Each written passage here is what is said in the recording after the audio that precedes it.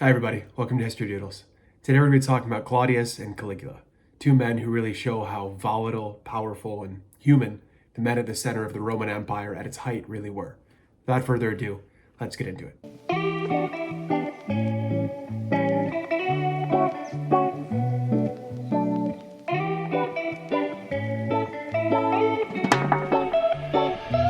This painting features my favorite Roman emperor, and that's clearly a common feeling because of some popular literature and film around this guy's life. His name is Tiberius Claudius Caesar Augustus Germanicus, or just Claudius for short. The title of this painting is A Roman Emperor, which is intentionally misleading because if you look at the painting, you see nothing of the sort. But with a little knowledge about the story, you can point out three Roman emperors in this picture. The first is the dead guy, who is Caligula, a sadist of historical proportions, who we're going to talk more about later. Then there's the next emperor, Claudius, who is not exactly covering himself with glory here. He's shown hiding behind a curtain. And lastly, there's a statue of a man who started their dynasty, Augustus, probably the greatest Roman emperor. So to really understand the scene, we need to start with Caligula. One of the greatest philosophers in history, Seneca, was a contemporary of Caligula, and he described him saying, quote, "Nature produced him, in my opinion, to demonstrate just how far unlimited vice can go when combined with that unlimited power." End quote. Caligula is known to history as basically a caricature of evil. He's commonly thought of like Saddam Hussein plus incest. Now, as with anything this far in the past, this interpretation needs to be taken with a grain of salt. But the accusations against him include that he loved to watch people be slowly tortured to death, that he had gross relationships with his sisters, and that he tried to make a horse the Roman consul to, mock the Senate.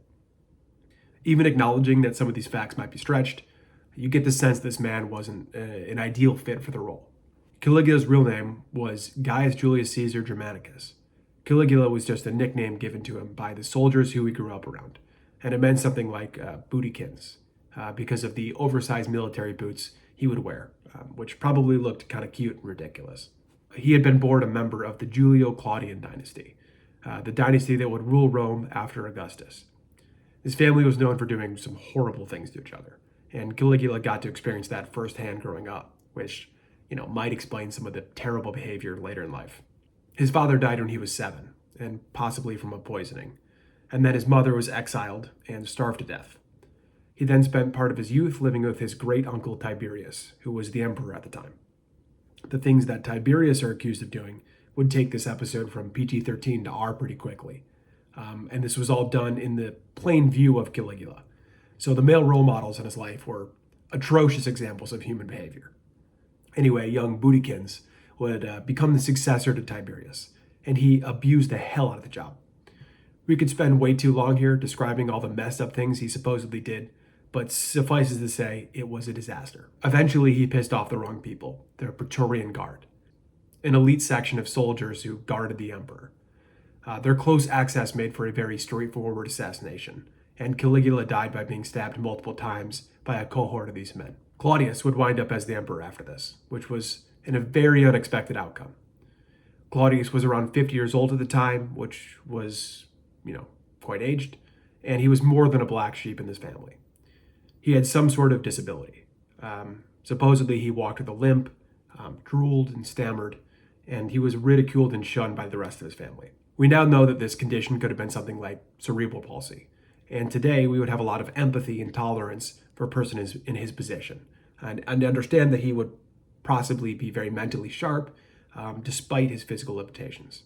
However, Claudius's contemporaries did not share that view.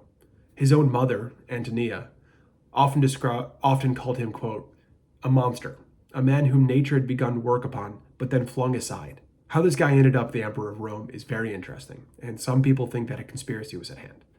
But I'll just quote the story that the ancient historian Suetonius gives us in his book, The 12 Caesars, who wrote almost 2,000 years ago and was as familiar with these events as anyone is. He wrote, quote, "Having spent the better part of his life in circumstances like these, Claudius became emperor at the age of 50 by an extraordinary accident.